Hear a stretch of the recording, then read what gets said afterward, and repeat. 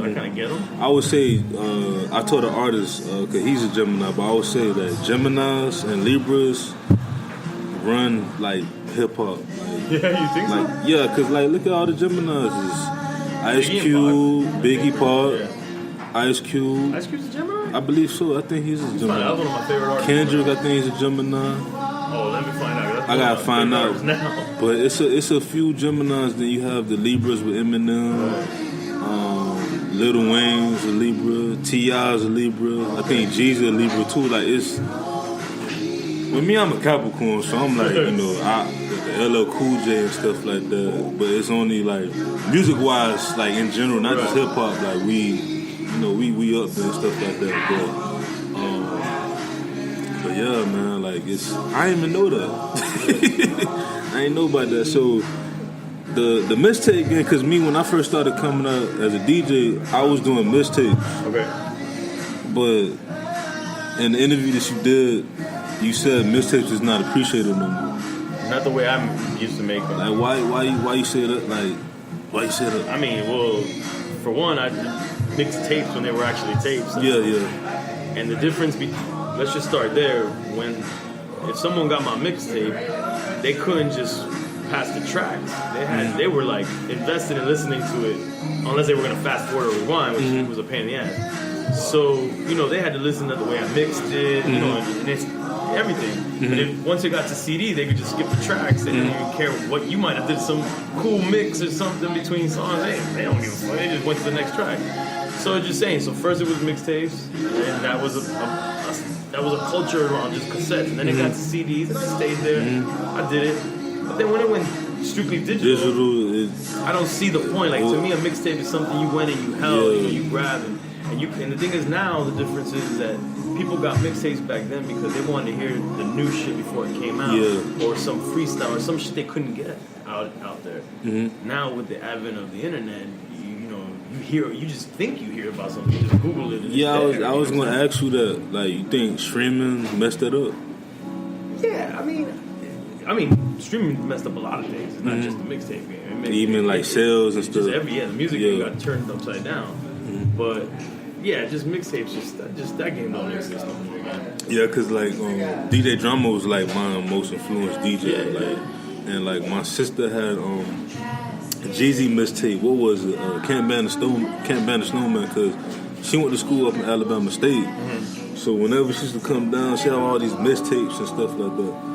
And it was like the CD back in the day, like early 2000s. So I put it in. I'm like, this shit hard. And then like Drama, he'll talk his stuff, scratch, my thing was the drops.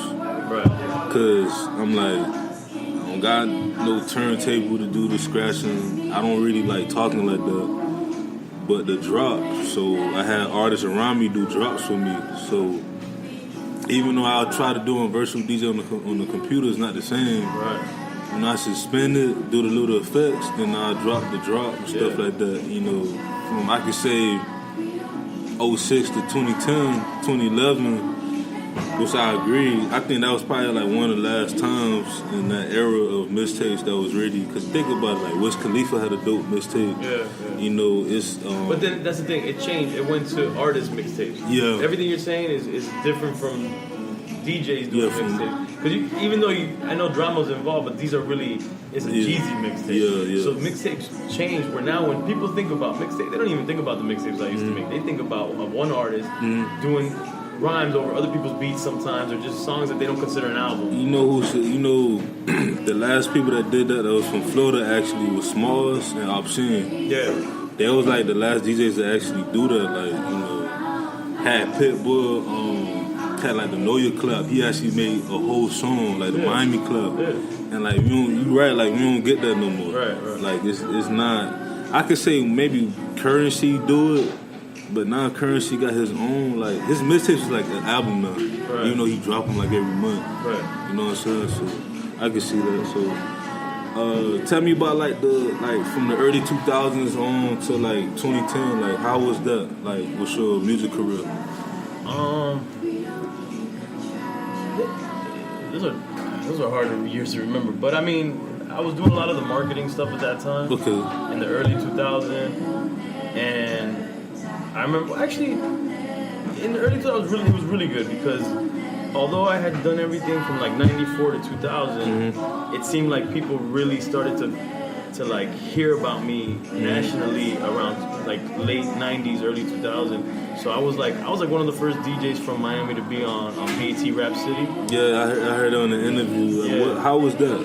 It's dope, man. Like I went out there. The only thing that sucked is that I recorded my episodes, and I don't remember the exact days, but let's just say it was September 9th, and let's just say I flew out September 10th, and then September 11th happened. And it was crazy because in the last episode I was just talking about that, like how downhill how we was, because I was in the 4th grade at the time. So my mom, for some reason, they was like they let us out early because it was some stuff going on. They said it was really, from what I heard, it wasn't just them planes that was supposed to hit New York. Of course, you knew about the plane that was supposed to hit Virginia. They said they was trying to plan like hitting LA, hitting like supposedly, you know. Yeah, I heard about that. I mean, the shit for me is that I was on an American Airlines plane, it's crazy. and I was flying back, and I woke the next morning. I flew in that night, and I woke up the next morning to the news, and I was like, oh shit. And the thing is, the BET studios that I was at is actually not that far from the Twin Towers. Like, I had seen the Twin Towers, at least from where I was at. It might have been a little distant, but I seen it. So I was like, oh shit. So what that did is that delayed my episode coming out by 6 months. Wow. Which it still did. I mean, it didn't matter, but 6 months is a while back, especially back then. And so the basement wasn't really in Maryland. it wasn't what? It wasn't really in Maryland, like the basement. No.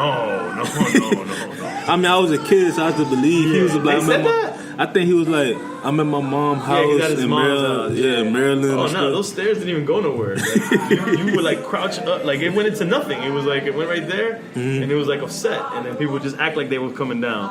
Yeah, that's crazy. Yeah.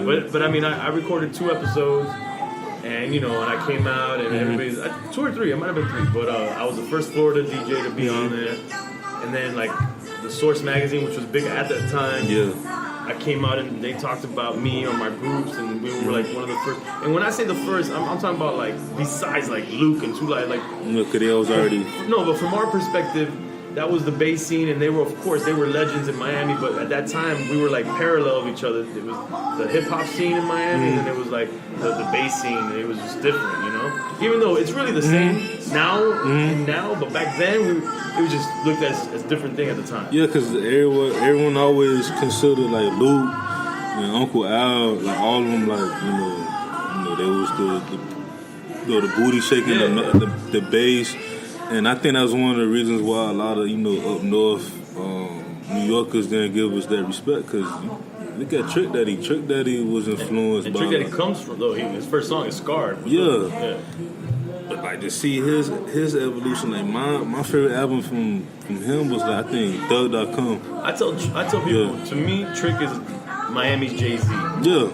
And the thing about Trick, and this goes for hip hop across the board, like if it's like honest and authentic to that city, and you really feel like, yo, this person's a voice to that, like that's what Trick is for all of us out here. Like when Trick spoke, I feel like I'm in Miami now. I'm listening to Miami, and I mean I love Trick and that whole movie. But like you said, like the bass scene and also Uncle Al. Like I got to meet Uncle Al and talk to Uncle Al, and he was really supportive, actually. Like, a lot of us used to think, like maybe someone like Uncle Al might be like, y'all doing that New York type style, rap shit, that hip-hop shit. But when I met him, he was like, yo, if you rep in Miami, I'm a supporter. So he was that dude, because, he passed away, I think, in 2001, so I was legit. So he was really, like, humble. Like, he was always I about used to go to Studio 183rd. I don't know if you know about that spot. I don't know if it's still around. No, they not. You talking about the one with the plaza with Caramel? They knocked all that down. Oh, they did? They knocked all that down. They finna turn that to like a new plaza. Like they knocked it down last year, the end of 2016. Yeah. But they tore all that stuff down. Like they taking a lot of stuff away. Yeah. Well, I met him there at it might have been a Goody Mob show or something. Like one of the cool things, I got to see a lot of the first shows that people did in Miami. Like Outkast, Goody Mob. Like Outkast came by I used to do pirate radio too. And they came to my pirate radio show, promote their second album. And so whatever, so I got to see Redman first time, Biggie first time, like all these people. So that to me is history. But anyways, I met Uncle Al at Studio 183rd, and I remember I was trying to do a magazine called Trife Life Magazine with my homie who was from New York. Yeah. But you know, it was important to me to represent Miami, so we did an interview with Uncle Al.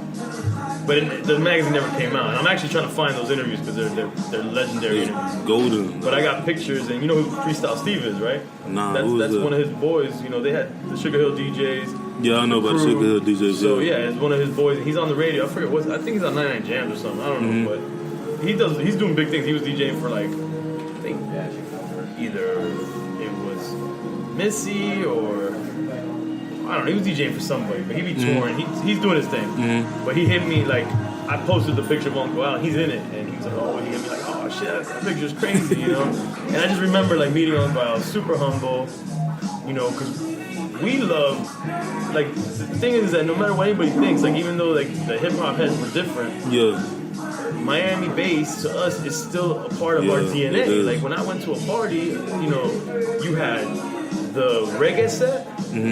You had the hip hop set, like the DJ play, and then you had the R&B, a little bit of R&B, and the bass music. And the bass music and the reggae are the things you dance to the girls with. You know what I'm saying? And we love that shit. So that was part of our DNA. Yeah, cause like you know, that when I was in middle school, like I love all hip hop, but like I'm like, man, I'm from the South, you know, cause that's when crunk music came out, you know, in the 2000s. And I didn't realize that it was actually Grease's Mafia that came out with started the whole crunk music. Then you had Houston. I used to be in love with Scooter Chalk. Like people used to call me, "Well, like, bro, you from Miami?" Because you know down here we like it, like the music kind of sped up. Right. So they slow it down. Yeah, they I used to communicate with DJ Screw. Yeah, that's like how was he like? Was he? I mean, you know what? Man? The thing is, I have this bad memory that I call Bacardi brain because I drank so much alcohol in my life. So my memory's all haze, and that's why on Drink Champs I call it drunk facts. Yeah. Because something's right about what we're saying, but something might be wrong. I don't quite remember my interactions. I remember we used to communicate, if I'm not wrong. We might have talked on the phone a couple times and through email. I think it was through the phone. But I remember him hitting me up, and just because out of respect, he was the mixtape dude out of Houston, if I'm not wrong. Definitely Texas, but I think it was Houston. And I mean, he was a legend at that time already. He was a huge legend already. Yeah. But I got respect for being in Miami on mixtapes. And that was, and even Drama, like Drama showed me a lot of respect when I met him and stuff. So that was the cool thing. Like as DJs, we all respected each other from different regions. And I think people from those kind of regions, not New York, we even had more respect for each other because we all knew we were kind of like had the same struggle. Yeah, we're not from New York, we're not from LA, we're from all the other markets. Because we don't have all the labels and stuff down here. Like we even to this day, we still got to go to New York and LA. Like. You know, when I talk to artists from, like I have an artist named Valona Denise, she's very dope.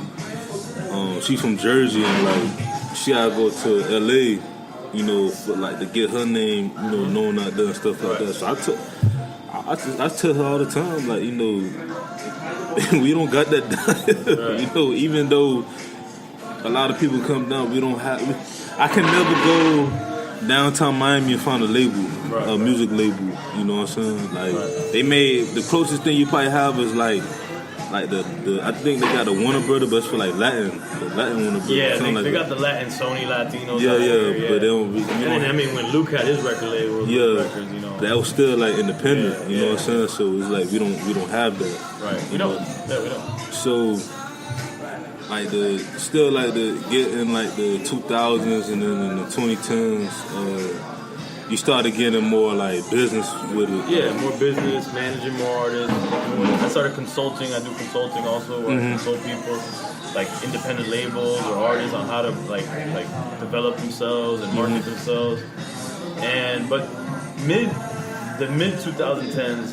It got rough. The economy got really bad, you know, in general. Like after Clinton, President Clinton, and George Bush, the economy sank, and that affected me and how I made money.